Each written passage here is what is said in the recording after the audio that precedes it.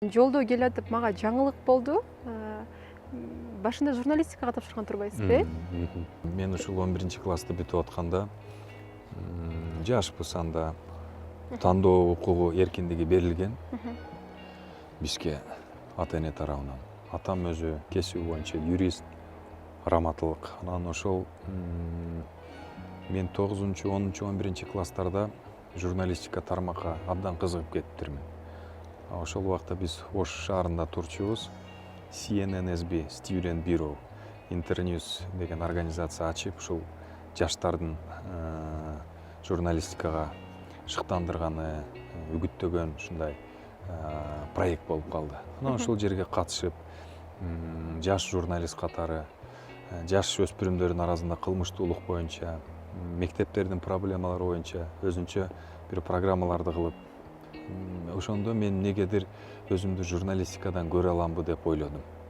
Мен ойлойм, ар бир адам окууну бүткөндөн кийин 11-классты сразу эле 100%дык чечим кабыл ала албаса керек. Мен ким болом деген суроого сөзсүз түрдө ойду бушайман кылган, ар тарапка агыскан ойлор болот.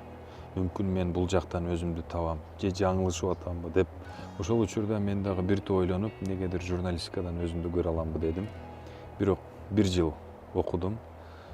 Международная журналистика Славянский университетте. Анан ошондо өзүмө тыянак чыгардым. Көрсө, бул менин кесибим эмес экен.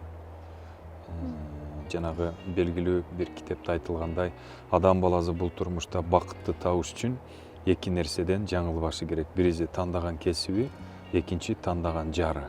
Эгер бирөөсү аксаса, адамдын баласында турмушунда оорчулук, ооракерчилик, чыр-чатак боло берет.